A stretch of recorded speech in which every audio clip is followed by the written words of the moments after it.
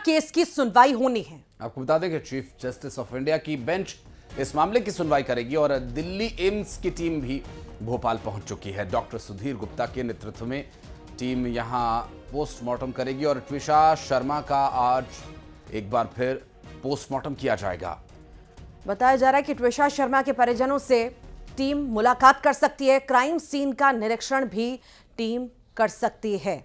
तो supreme court में इस पूरे ही मामले में सुनवाई होगी। लगातार मांग हो रही थी ट्विशा के परिवार वालों के द्वारा, और अब जो है जब सीबीआई के हाथ भी ये केस गया है, इसी बीच ये भी जानकारी है कि सुप्रीम कोर्ट में कल सुनवाई होगी और आज एक बार फिर पोस्टमार्टम होगा। दिल्ली एम्स की टीम पहुंच चुकी है, आज पोस्टमार्टम की जानकारी है और साथ ही साथ ये माना जा रहा है कि जब टीम पहुंचेगी ट्विशा शर्मा के परिजनों से भी टीम मिल सकती है, क्राइम सीन का निरीक्षण भी टीम कर सकती है। दोबारा पोस्टमार्टम के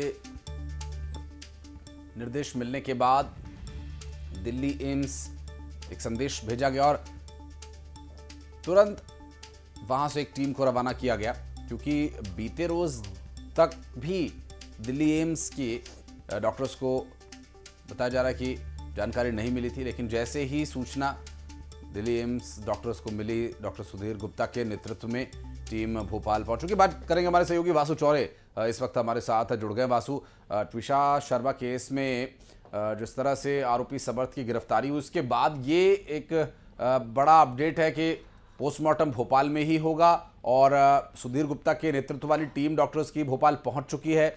आगे क्या है मूवमेंट, आज के बारे में क्या बताया जा रहा है? परिवार से भी मिलने की संभावना है कि डॉक्टर्स की टीम परिवार से मिलेगी, वो किस लिए?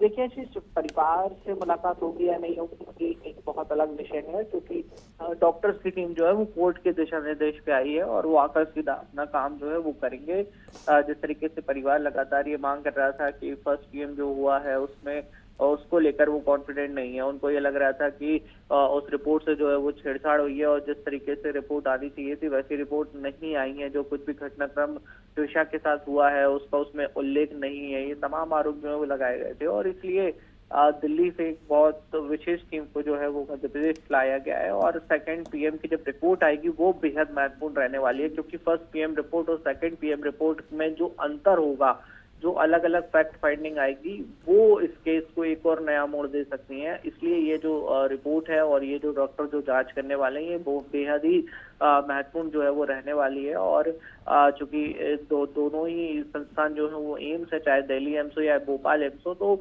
जो भोपाल के डॉक्टर है जिन्होंने पहले इस पीएम को परफॉर्म किया है उनसे भी जो दिल्ली की टीम आई है वो जानकारी लेगी कि किन परिस्थितियों में पीएम हुआ, उसमें महत्वपूर्ण बातें क्या क्या थी, तो उन सब चीजों की भी वो स्टडी करेंगे और उसके बाद फिर नए तरीके से अपनी जांच भी करेंगे और जो रिपोर्ट आएगी उसको काफी ज्यादा जो महत्वपूर्ण है वो माना जा रहा है। तो जो डिटेल्ड एक रिपोर्ट आती है पोस्टमार्टम की उसमें 2 से 3 दिन का समय भी आशीष जो है लग सकता है। विशेष परिस्थितियों में ये रिपोर्ट जो है वो जल्दी भी आ जाती है, लेकिन अमूमन जो है वो इतना टाइम लगता ही लगता है जिस तरीके के उसके प्रोसीजर होते हैं।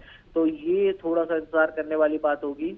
पोस्टमार्टम तो एक प्रक्रिया है वो हो जाएगी, लेकिन जब रिपोर्ट आएगी वो रिपोर्ट क्या कुछ कहती है उस पर सबकी निगाहें रहने वाली है, चाहे फिर वो वकील हो, चाहे परिवार का पक्ष हो, ससुराल का पक्ष हो, या फिर पुलिस हो या एसआईटी हो जो इस पूरे मामले की जांच कर रही है। ये सबके लिए बहुत महत्वपूर्ण है कि उस रिपोर्ट में क्या कुछ निकल के आता है। जाहिर है वासु, आप नजर बनाए रखिएगा और रहिएगा हमारे साथ। कुछ और अहम खबरों पर आगे आपसे हम जानकारी लेंगे। इस खबर पर जानकारी देने के लिए बहुत धन्यवाद।